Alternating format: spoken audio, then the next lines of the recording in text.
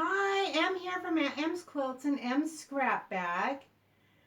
And I'm here today and I'm going to teach you some different ways to use four patches. Do you ever need mindless sewing? Like you just want to relieve stress? Like has 2020 put you over your stress level and you just need to relieve some stress? Take your mind off your problems and just relax.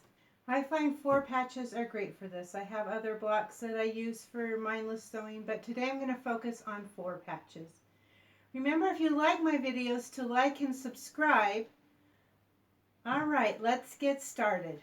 So if you're like me, you may make the same block over and over again, but you don't want to make the same quilt over and over again. So that's why these options can be useful. So with our four patch, we have just a basic four patch.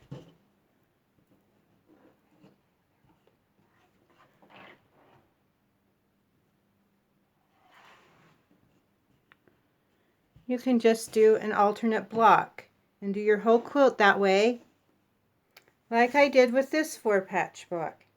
This one was a real, I've had 4 knee surgeries and I have learned that I can sew if I put a pillow on my garbage can and prop my leg up on it, and I can just sew and sew. It's a great stress relief. And this whole quilt was done that way. So this has the alternate block, but I also put it on point. And if you want to learn how to put things on point, I will put a card up above here that you can check out my video on that, and I will also put it in the description notes below.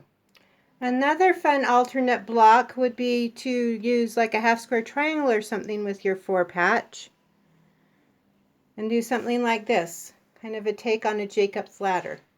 You can also play with sashing. If you put it just close together, like a small sashing, like a 1.5 inch that finishes at 1 inch, it just separates the blocks. Making a wider sashing gives more of a floating feel, like I did in my floating boxes pattern, and I'll put a link to that in the description below. Adding a flying geese block to the top of your four patch can make a cute little house. If you are using the essential triangle ruler, let me show you how I use that. So if you use the essential triangle ruler, you'll just know that whatever size your square was for your four patch is the width that you need your strip for your essential triangle ruler. For our house, we're going to do a 1/4 square.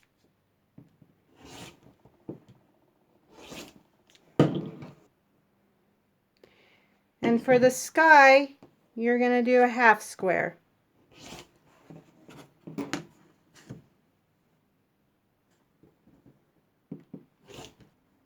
So you'll sew your sky piece on either side of your geese piece, and that will give you your flying geese that you can then add to your four patch for the cute little house.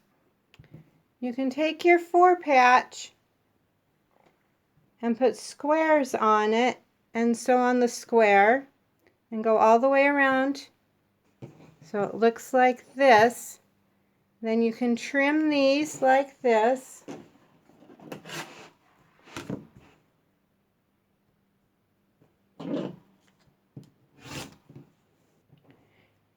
Use these to make bonus 1/2 square triangles just by sewing along this edge here. Then press these open and you get this cute little block. You can play with scale and like start with a small four patch, make it into a larger four patch that you then make into my forever scrap busting block. And I will put a card, the link to that video up above and also in the description. My final option for you today is the disappearing four patch. So we're going to line up here. I like to do 1¼ inches. So I line up my 1¼ inch here on the seam, and we're going to cut, and we're going to 1/4 turn this and repeat that process. So we're lining up the 1 1/4 inch on the seam,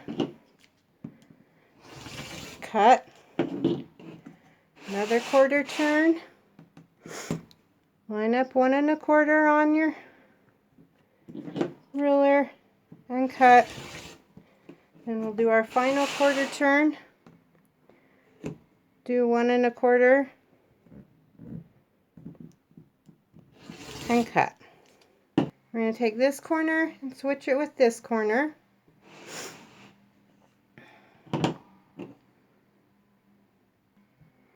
So take this corner and switch it with this corner. Then we're going to take our cute little 4 patch in the middle and turn it a quarter turn.